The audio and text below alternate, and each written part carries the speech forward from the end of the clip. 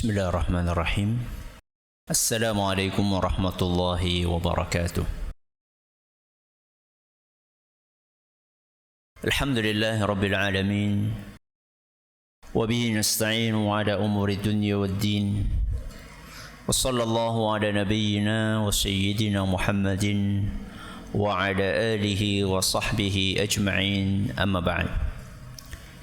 Kita panjatkan puja dan puji syukur kehadirat Allah Subhanahu wa taala.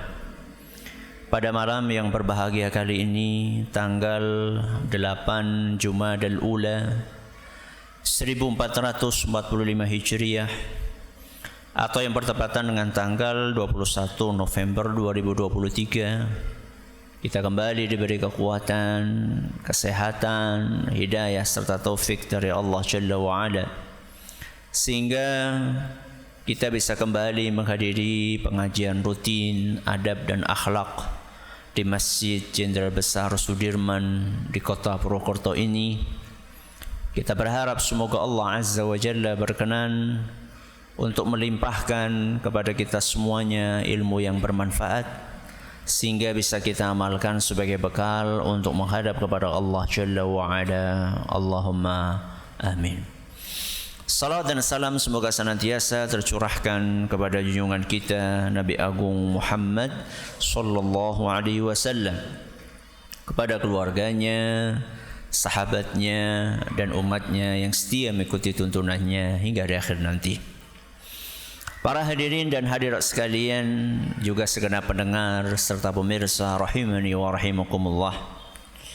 Kita masih bersama hadis nomor 46 yang disebutkan oleh Imam Ibnu Hajar Al-Asqalani rahimahullah dalam kitab beliau Bulughul Maram Kitabul Jami', yaitu hadis yang berbunyi wa an Mahmud bin Labid radhiyallahu anhu qala, dari Mahmud ibnu Labid radhiyallahu anhu beliau berkata, qala Rasulullah sallallahu alaihi wasallam, Rasulullah SAW bersabda, inna akhwafa ma akhafu alaikum asyirkul asgharu ar-riya. Sesungguhnya hal yang paling aku khawatirkan akan menjangkiti kalian adalah syirik kecil, yaitu riya. Akhrajahu Ahmad bisanadin hasan.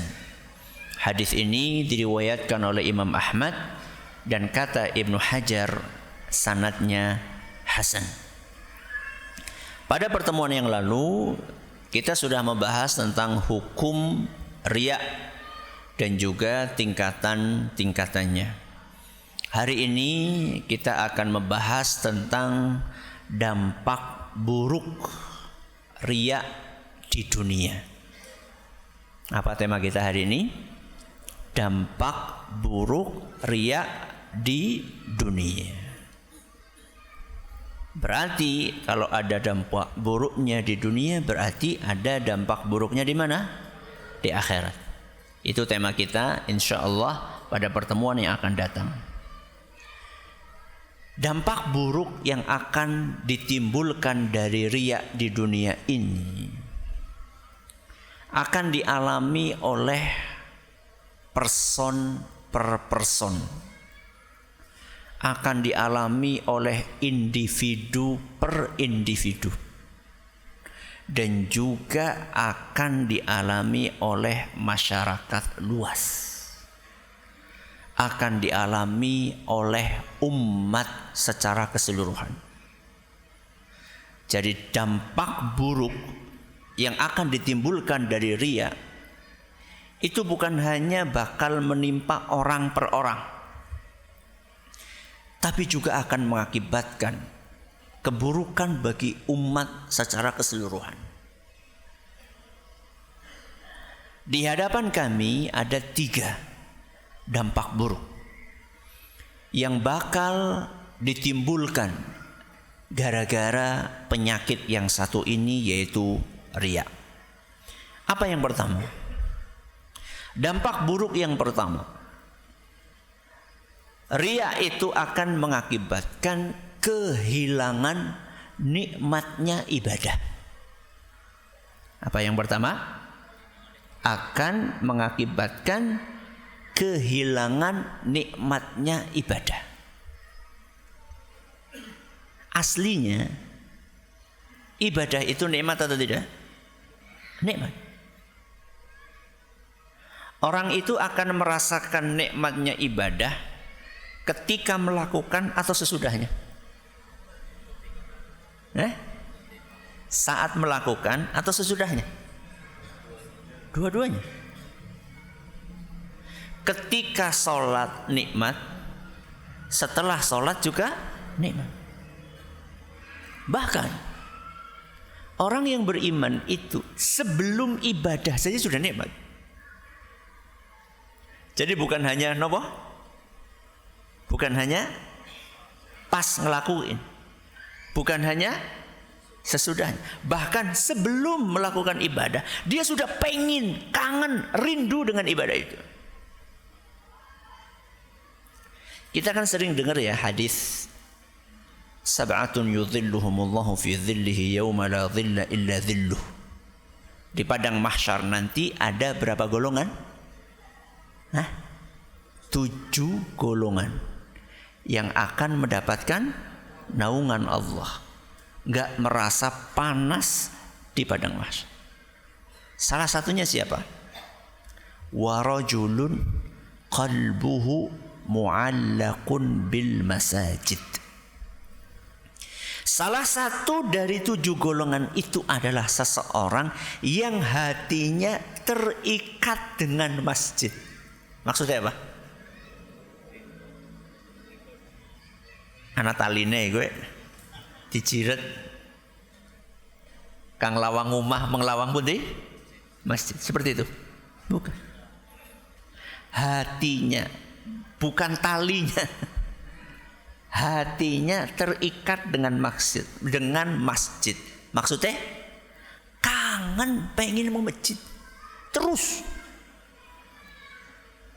Rampung subuh pripun? Rampung subuh pripun?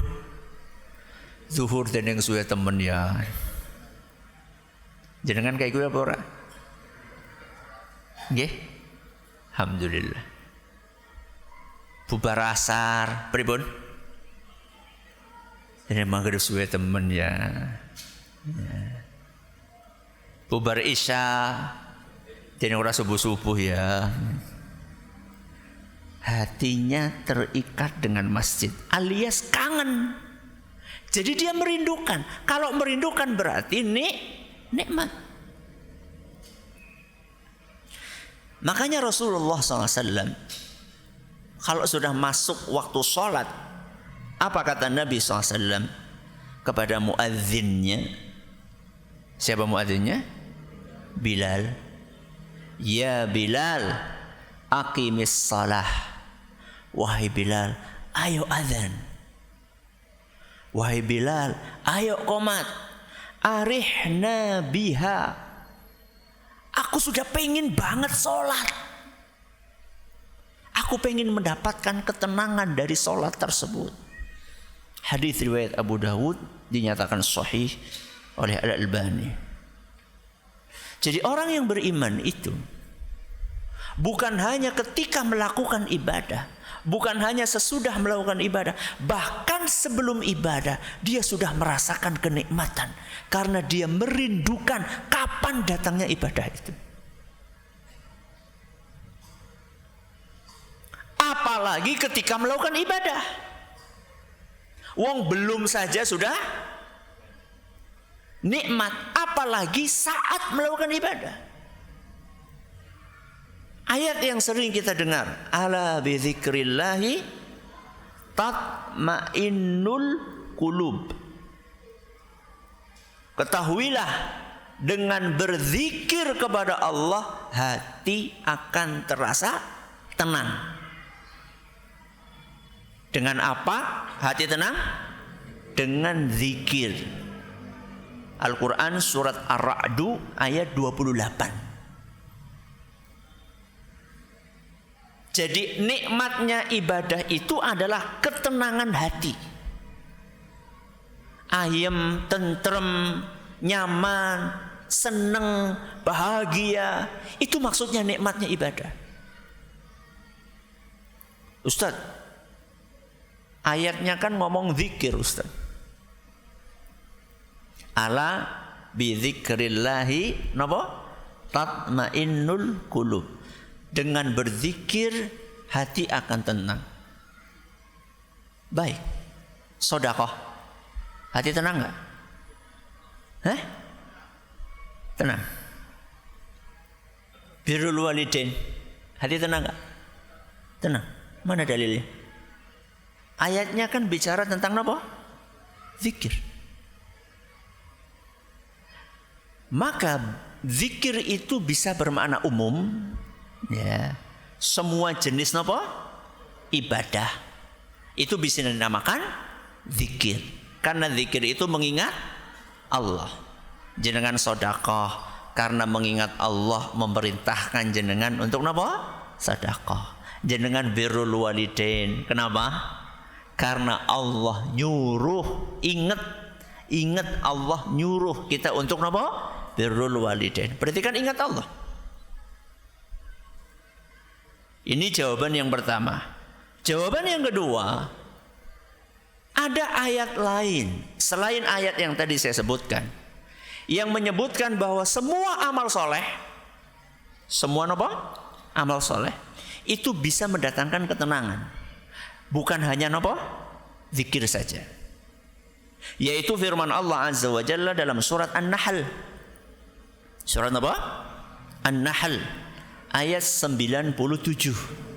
Apa kata Allah Azza wa Jalla dalam surat An-Nahl ayat 97? Man 'amila shalihan min dzakarin aw untha wa huwa mu'min falanuhyiyannahu hayatan thayyibah. Siapapun laki-laki, perempuan, yang penting dia beriman manakala dia beramal saleh. Kata Allah Azza wa Jalla, kami akan bikin hidupnya nyaman.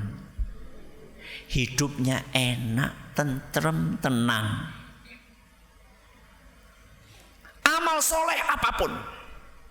Berarti termasuk sholat, apalagi? Baca Quran, apalagi? Puasa, pamaning? Sedekah, pamaning? Kurban, pamaning? Umroh, haji, hadir pengajian, baca Quran, zikir pagi, zikir petang. Seluruh amal soleh yang kita kerjakan itu akan mendatangkan ketenangan. Pertanyaannya, jenengan setelah sholat tenang enggak? Orang usah ngomong setelah, pas sholat tenang orang. Sige bela. Nek imame macane dawa kepriwe jenengan? Tenang apa medegel? Jujur. Hah? Tenang? Awalnya tenang, sesuai di sini rampung-rampung gitu. Dawa temen ke suratan ini. Berarti tenang enggak? Enggak. Allah Azza wa Jalla, kata Syekhul Islam, itu syakur. Asy-syakur itu salah satu nama Allah. Apa artinya asy-syakur? Maha berterima kasih, maha membalas. Kenapa? Maha berterima kasih, maha membalas. Orang ketika beramal soleh pasti akan dibalas oleh Allah. Di mana? Di dunia dan di akhirat. Saya ulangi. Apa nama salah satu nama Allah? Asy-syakur. Apa artinya asy-syakur? Maha berterima kasih, maha membalas. Salah satu bentuk kemaha terima kasihan Allah adalah ketika ada manusia beramal soleh pasti dibalas. Tidak mungkin enggak. Di mana dibalasnya? Di dunia dan di akhirat. Salah satu balasan di dunia adalah ketenangan hati. Kenapa? Ketenangan hati. Mesti, enggak mungkin enggak. Maka kesimpulannya apa? Kalau kita sudah beramal soleh, kok hati kita nggak tenang, berarti apa? Berarti Allah tidak syakur, atau berarti amalan kita belum benar? Yang mana coba? Allah bukan syakur, atau amalan kita belum benar? Amalan kita belum benar. Apa kata Syekhul Islam rahimahullahu ta'ala? Fahaitsu lam yajid dzalika fa'amaluhu madkhul. Siapapun yang merasa sudah beramal soleh, kok enggak mendapatkan kedamaian, enggak merasakan ketenangan, enggak merasakan ketentraman, maka ketahuilah amal dia bermasalah. Masalah apa, Nek? Masalah apa? Niatnya apa caranya? Niatnya atau caranya? Dua-duanya. Kalau salah satu, ya bermasalah juga. Kalau enggak bermasalah niatnya, ya bermasalah caranya. Kalau enggak, ya bermasalah dua-duanya. Bermasalah niat niku napa? Ora ikhlas alias riya. Jadi orang yang sholat dan dia riya nggak akan mendapatkan ketenangan. Orang yang sedekah dan dia nopo riya nggak akan mendapatkan ketenangan dari sedekahnya. Orang yang birrul walidain dan dia riya dalam birrul walidainnya nggak akan mendapatkan ketenangan dari birrul walidainnya. Orang yang rajin baca Quran, orang yang zikir, orang yang membaca sholawat, orang yang baca Quran, zikir, baca sholawat, lisannya terus mengucapkan kalimat-kalimat thayyibah. Kalau dia nggak ikhlas alias riya, dia nggak akan mendapatkan ketenangan. Yang ada apa? Kegelisahan.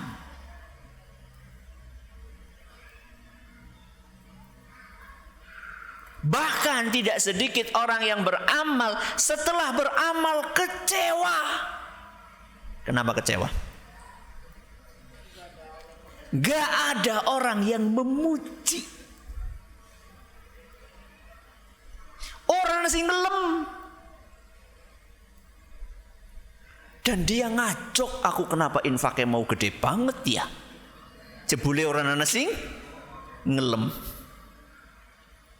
Yang ada adalah penyesalan. Yang ada adalah kekecewaan. Rugi? Rugi?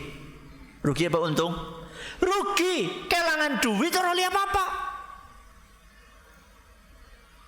Dia sudah keluarkan duit banyak untuk umroh, untuk haji, untuk kurban, untuk bagi-bagi sembako, jebule ora kepilih.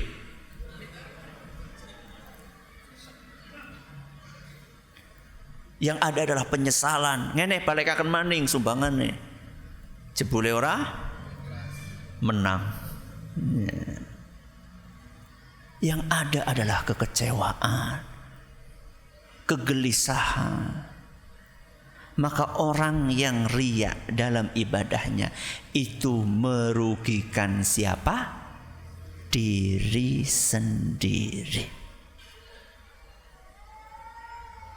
Maka setiap kita melakukan ibadah, coba dicek. Setelah melakukan ibadah itu tenang enggak? Habis sedekah tenang enggak? Habis sholat tenang enggak? Habis ngaji seperti ini nih. Habis ngaji seperti ini, tenang enggak? Kalau jenengan merasakan ketenangan, mudah-mudahan ibadah wis bener. Mudah-mudahan. Caranya sudah bener, apanya lagi? Niatnya sudah bener. Kalau habis melakukan ibadah kok belum mendapatkan ketenangan, apa yang mesti dilakukan? Mandek ibadah yo tambah ora tenang. Yang mesti dilakukan adalah memperbaiki ibadah. Mungkin caranya belum sesuai tuntunan Rasulullah SAW. Mungkin khusyuknya belum seperti yang diajarkan oleh siapa? Rasulullah SAW. Mungkin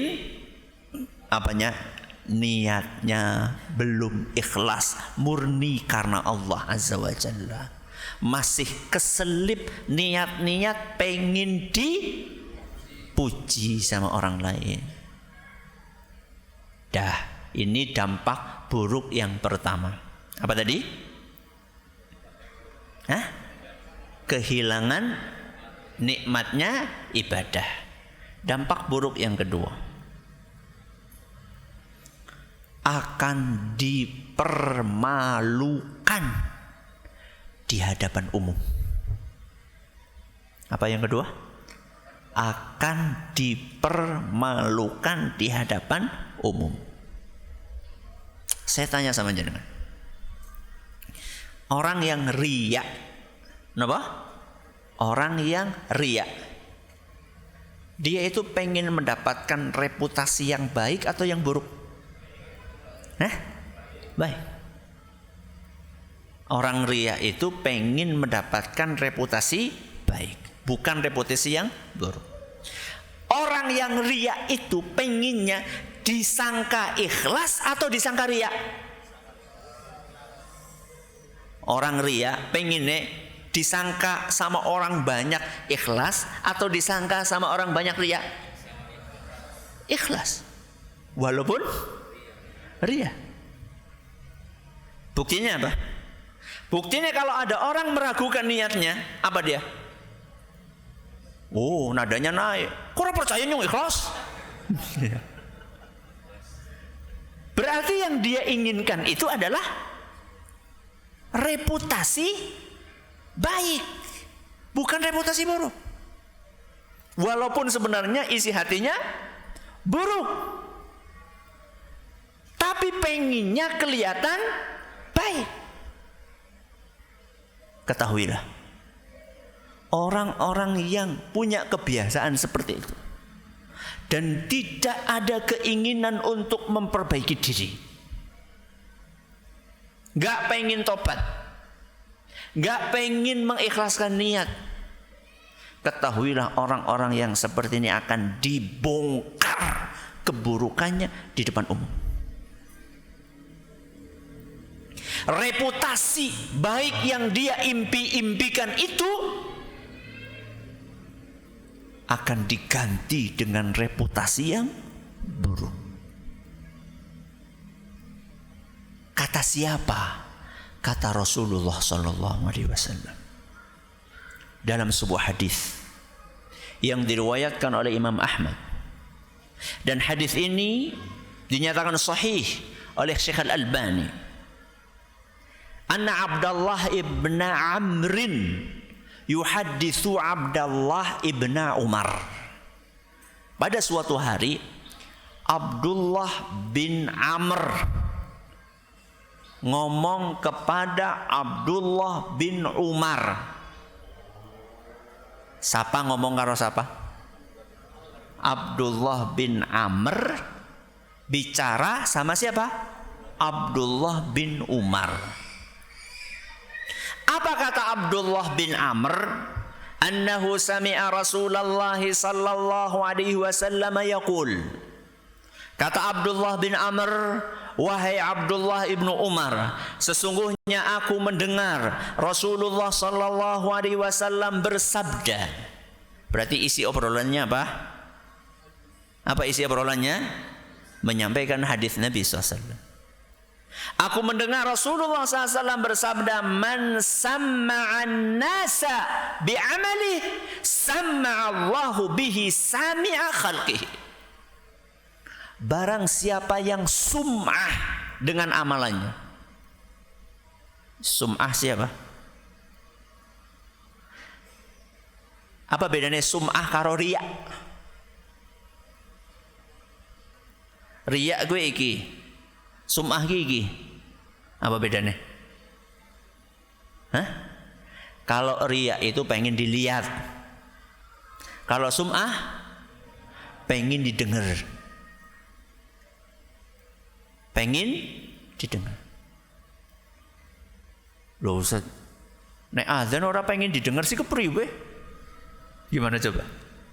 Pengen didengar ini bukan maksudnya bacaannya pengen didengar, tapi pengen dipuji-puji. Pengen dilihat juga sama, pengen dilihat supaya disanjung-sanjung. Barang siapa yang melakukan amalan dan tujuannya sum'ah. Apa tadi sum'ah? Pengen didengar, dipuji-puji. Maka Allah Azza wa Jalla akan bikin orang ini menjadi bahan obrolan di antara orang-orang yang lain dengan keburukannya. Alias Allah akan bongkar niat buruknya tadi. Niat buruknya apa? Sum'ah, nggak ikhlas, riya. Allah akan bongkar niat buruknya ini di hadapan orang banyak. Akan dijadikan tercemar reputasinya. Terus apa kata Nabi SAW? Wasagharahu wahaqqarahu. Dan Allah akan bikin orang ini rendah dan remeh di hadapan orang banyak.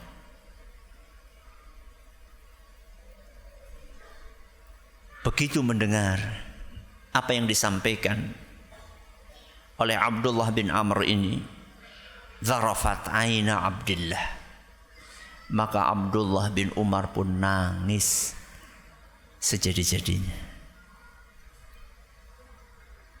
Ingat betapa apa? Betapa beratnya hukuman yang akan dirasakan oleh orang yang tidak ikhlas dalam beramal. Dipermalukan di dunia apa di akhirat? Dua-duanya. Makanya kata para ulama, Imam Al-Khattabi, Imam Al-Baghawi, dan juga ulama-ulama yang lainnya, mereka katakan kejadian ini, terbongkarnya aib dia ini, akan terjadi di akhirat dan mungkin juga akan terjadi di mana? Di dunia. Padahal dia menginginkan reputasi yang baik. Tapi gara-gara niatnya salah, maka akhirnya Allah hukum apa yang dia inginkan berupa reputasi yang baik itu digantikan dengan reputasi yang buruk. Sudah berapa ini? Sudah 2. Yang terakhir, yang ketiga, akan mengakibatkan kekalahan umat Islam. Apa yang ketiga? Akan mengakibatkan kekalahan umat Islam. Coba jenengan analisa, ya, jenengan analisa. Tadi di awal saya sudah ngomong apa?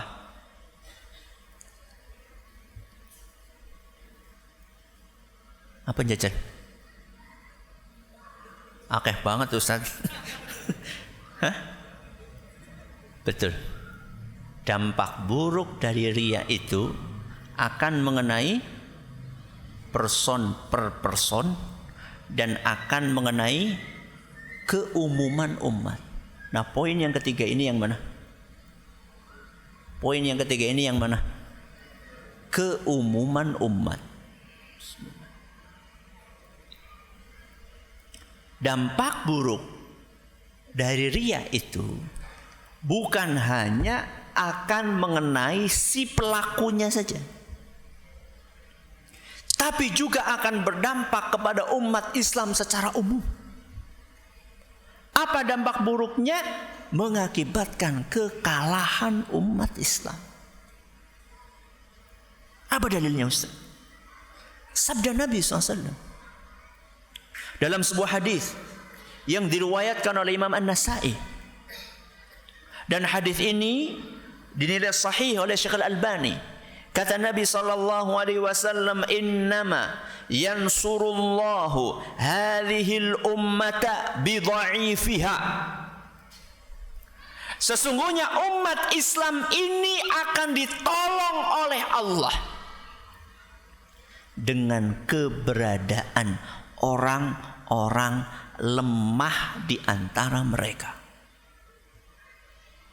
Dengan keberadaan rakyat jelata di antara mereka. Dengan keberadaan orang-orang yang sering dipinggirkan.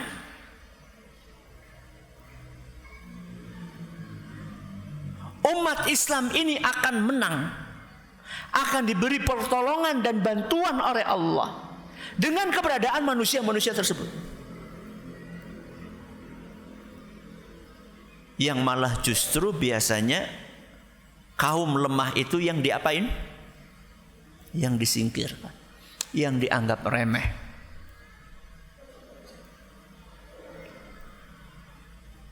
Yang diperhatikan 5 tahun sekali. Setelah itu poran.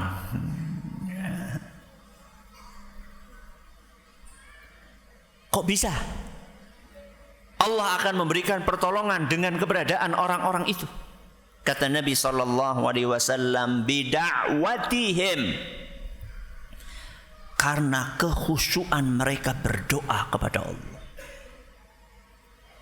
Wasalatihim, karena ketekunan mereka salat. Wa ikhlasihim, apa? Karena keikhlasan mereka. Ini yang perlu kita garis bawahi.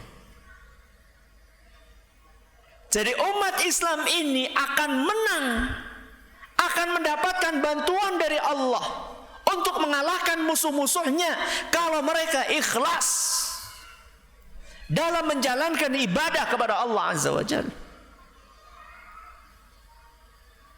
Salatnya karena Allah, sedekahnya karena Allah, jihadnya karena Allah, baca Qur'annya karena Allah, infaknya karena Allah, doanya kepada Allah, bukan kepada kuburan.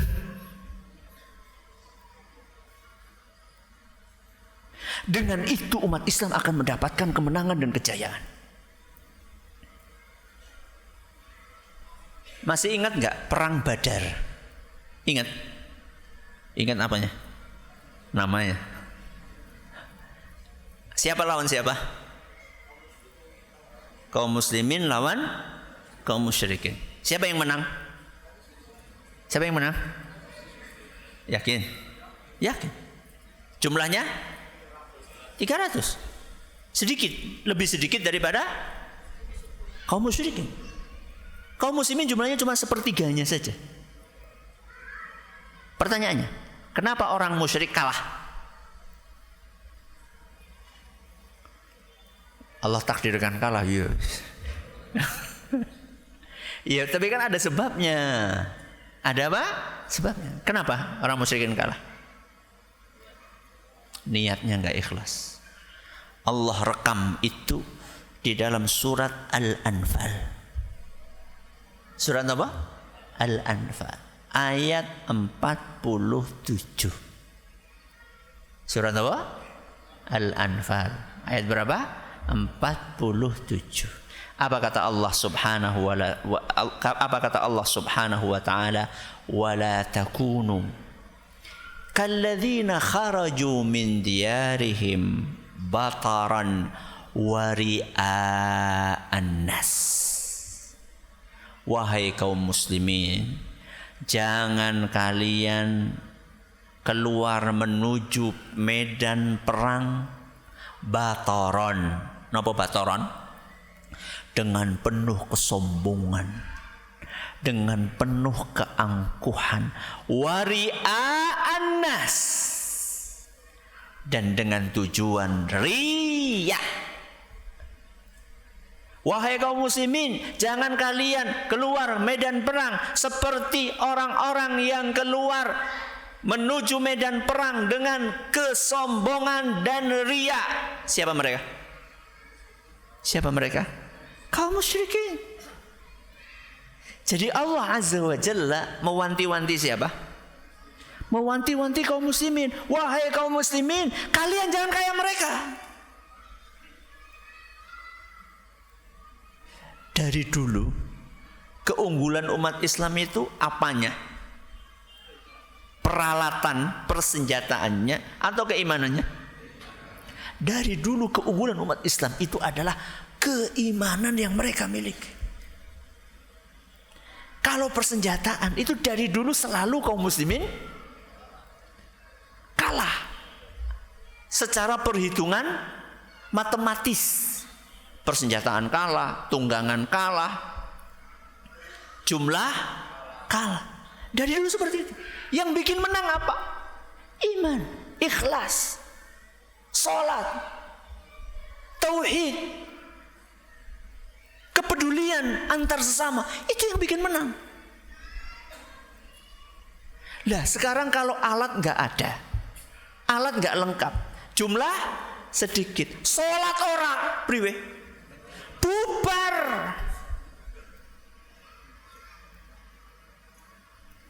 Gak mungkin menang. Maka jamaah yang kami hormati, rahimani wa rahimakumullah, jangan sampai kita ini menjadi sebab kekalahan umat Islam. Jangan sampai kita menjadi apa? Sebab kekalahan umat Islam. Gara-gara apa? Gara-gara riya. Jangan sampai yang jadi korban adalah orang banyak, saudara-saudara kita. Kita harus bantu mereka semampu yang bisa kita lakukan. Tapi berikan bantuan itu dengan keikhlasan.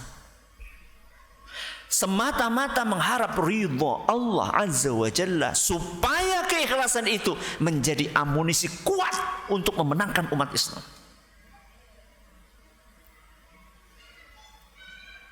Sudah berapa ini dampak buruknya? Ada 3. Apa yang pertama? Apa? Kehilangan nikmatnya beribadah. Yang kedua? Akan dipermalukan di depan umum. Yang ketiga? Akan mengakibatkan kekalahan umat Islam. Mudah-mudahan apa yang kita pelajari bermanfaat bagi kita semuanya. Kalau ada pertanyaan silahkan disampaikan. Bagaimana hukumnya kita membuang kotoran di toilet, dan toilet itu langsung ke kali, dan toilet itu langsung ke mana? Ke kali. Dan itu akan membuat pencemaran lingkungan. Apakah itu termasuk kezaliman? Pertama, kalau kita tidak tahu bahwa toilet itu langsung mengarah kemana? Ke sungai, maka insya Allah tidak apa-apa. Kita tidak dosa maksudnya, karena tidak tahu. Kalau kita tahu tapi nggak ada alternatif lain, wis kadung apa? Kebelet. Kalau kita cari tempat lain bahaya, bisa gigal neng dalan. Maka itu kondisi darurat juga tidak apa-apa. Baik. Berarti kalau nggak dalam dua kondisi itu, bukan karena tidak tahu, bukan karena darurat, maka itu bermasalah.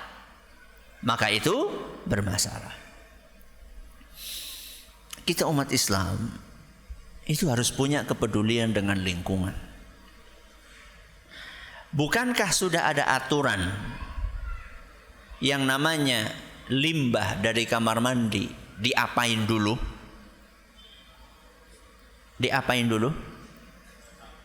ditampung dulu. Kemana? Ke sepiteng. Nanti kalau dari sepiteng itu sudah apa? Sudah meluap, sudah mengendap, meluap, berarti luapannya itu ya agak mending daripada langsung.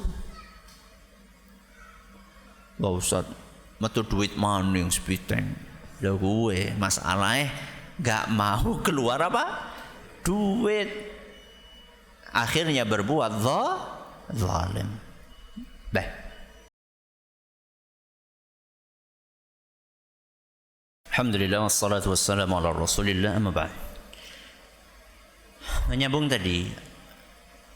Jadi kalau kita tidak tahu tidak apa-apa, kalau terpaksa juga tidak apa-apa. Tapi kita juga nggak perlu nanya setiap akan masuk ke toilet. Setiap masuk pom bensin, kis pitengin di nggak perlu juga.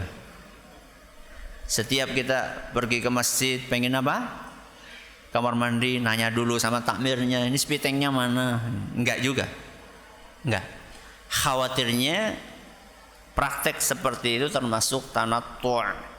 Tanattu' itu adalah berlebih-lebihan. Sikap berlebih-lebihan yang itu tercela di dalam Islam. Ada yang lain? Ketika kita sudah melakukan ibadah dan kita mengira bahwa itu sudah ikhlas, kemudian ada yang memuji. Ada yang apa? Memuji.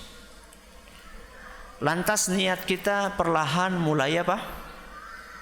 Mulai bergeser, mulai menyimpang. Apakah ibadah yang sudah kita lakukan itu akan kehilangan pahala? Wallahu a'lam bissawab. Mudah-mudahan yang sudah kita lakukan, mudah-mudahan karena Allah Azza wa Jalla, karena ikhlas, mudah-mudahan pahalanya tetap apa? Terjaga. Yang dikhawatirkan adalah setelah muncul perasaan itu dan kita melakukan amal-amal berikutnya, itu yang dikhawatirkan. Karena sebagaimana yang pernah kita sampaikan kemarin bahwa riya itu bedanya dengan syirik akbar apa? Riya itu syirik apa? Kecil. Apa bedanya syirik kecil sama syirik besar? Syirik besar menghapuskan semuanya. Kalau syirik kecil menghapuskan amal yang kemasukan riya itu.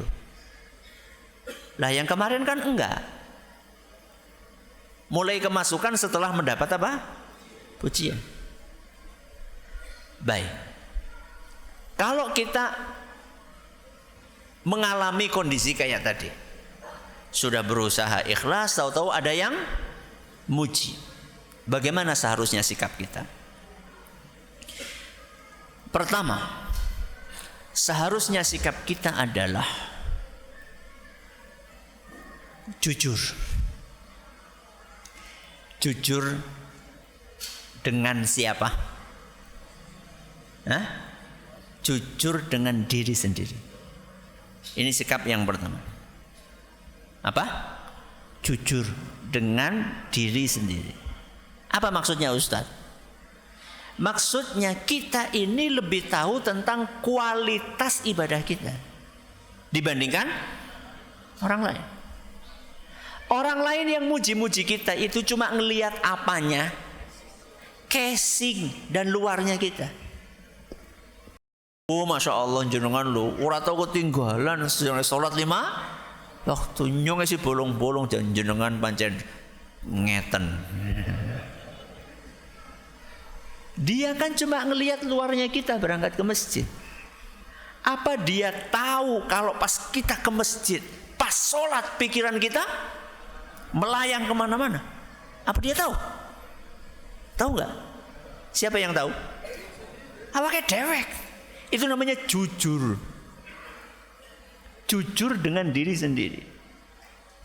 Saya itu sebenarnya nggak pantas mendapatkan pujian itu, karena realitanya kenyataannya saya ini masih banyak kekurangannya. Ya. Ini yang pertama. Apa? Jujur. Yang kedua, perbanyak doa kepada Allah Azza wa Jalla. Perbanyak doa kepada Allah. Supaya senantiasa bisa terjaga keikhlasan kita. Supaya bisa istiqomah. Supaya hati tidak meleng. Apa meleng? Enggak belok. Awalnya ikhlas jadi apa? Ria. Makanya doa, salah satu doa yang paling sering dibaca oleh Nabi apa? SAW. Ya muqallibal qulub. Napa?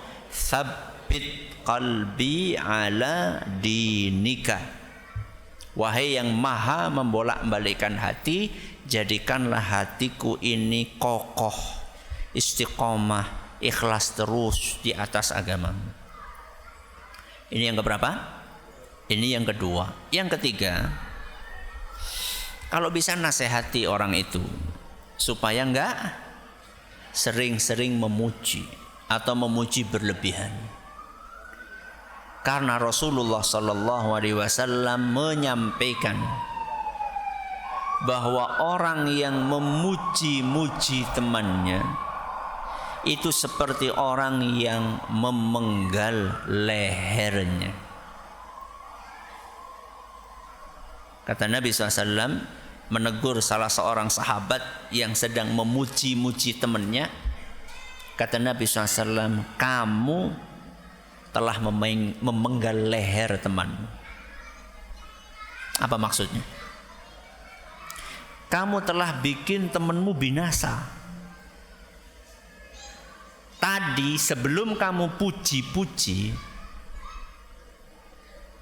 temanmu itu ikhlas insya Allah, tawadhu, rendah hati, dan itu adalah amalan dia untuk masuk surga. Begitu kamu puji-puji, itu bisa berakibat memunculkan kesombongan, dan kesombongan itu adalah penghalang orang masuk surga. Sejatinya kamu sudah membinasakan dia. Maka nasihati, jangan berlebihan untuk memuji. Kalau pujian tujuannya motivasi Ustaz, kalau enggak berlebihan enggak apa-apa. Sebagaimana Rasulullah sallallahu alaihi wasallam pernah menyampaikan pujian kepada sebagian sahabatnya. Ya, ni'mar rajulu Abdullah. Abdullah Ibnu Umar ini adalah orang yang baik banget. Itu pujian atau bukan? Pujian. Tapi maksudnya adalah motivasi. Dan juga dilihat-lihat orangnya. Kalau orangnya memang gak gampang melayang. Melayang itu apa? Orang gampang GR. Sirahe tetap biasa. Gak jadi apa? Besar. Gak apa-apa. Ya. Kalau niatnya motivasi dan tidak berlebihan. Ada yang lain? Assalamualaikum warahmatullahi wabarakatuh. Ini ada titipan pertanyaan. Bagaimana jika ada orang tua yang suka memperlihatkan piagam penghargaan anaknya dalam prestasi diniyah, baik dipajang di rumah atau di media sosial? Apakah bisa menggiring kepada ria dan sum'ah, dan bagaimana baiknya? Kalau itu prestasi duniawi, contoh menang bal-balan, itu prestasi apa? Duniawi. Menang apa maning? Duniawi. Contohnya apa? Menang makan kerupuk. Haldu dunia. Itu aslinya boleh. Aslinya boleh. Kalau enggak bermaksud untuk menyombongkan. Tapi kalau itu prestasi ukhrawi. Prestasi apa? Ukhrawi. Contohnya. Prestasi ukhrawi apa? Hafal 5 juz. Itu kan ukhrawi. Apa lagi? Sertifikat umroh karo haji. Ada kan orang pulang haji dibawain apa? Sertifikat. Ben apa? Ben keton sah itu. La haula wala quwata. Enggak perlu ya. Kemudian di apa? Pajang. Maka itu enggak boleh. Itu dikhawatirkan termasuk riya. Kecuali lagi-lagi kalau niatnya motivasi. Jadi misal nih, motivasi itu misalnya anak jenengan baru dapat piagam selesai hafalan 5 juz. Kemudian datang temannya atau datang saudaranya, saudara sepupunya yang mungkin semangatnya enggak sesemangat putrane jenengan. Kemudian jenengan katakan nih, alhamdulillah nih saudaramu nih sudah 5 juz, kamu kapan? Berarti niatnya apa?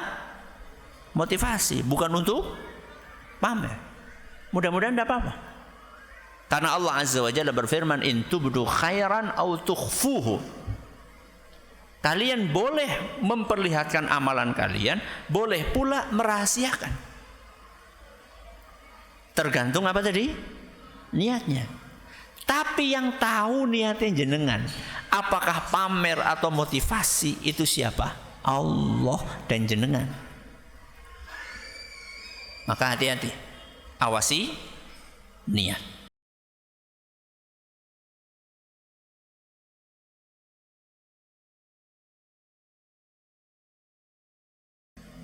Mau tanya, kalau share di media dengan tujuan untuk motivasi orang supaya ibadahnya lebih baik, kita share ibadah yang kita lakukan sambil diselipkan hikmah, apakah termasuk riya? Karena beda-beda tipis. Baik. Lagi-lagi tergantung apa tadi? Niatnya. Allah Maha tahu. Jadi kita itu saat bersedekah, saat apa? Bersedekah. Kemudian kita pasang status. Pasang apa? Status. Habis bersedekah buat fakir miskin. Mudah-mudahan diterima Allah. Atau jenengan habis ikut kerja bakti ngecor di Tunas Ilmu. Misal, ya. Tunggu aja pengumumannya. Kemudian jenengan pasang di mana? Medsos. Itu riya atau tidak? Tergantung niat. Kalau niatnya motivasi orang supaya ikut sedekah, supaya ikut kerja bakti, maka itu enggak riya. Tapi kalau niatnya pamer, itu riya. Niatnya mencari pujian, itu riya. Maka yang paling tahu adalah Allah. Kemudian hati kita sendiri. Mudah-mudahan bermanfaat. Kita akhiri dengan doa kafaratul majlis. Subhanakallahumma bihamdika asyhadu an la ilaha illa anta astaghfiruka wa atubu ilaik. Assalamualaikum warahmatullahi wabarakatuh.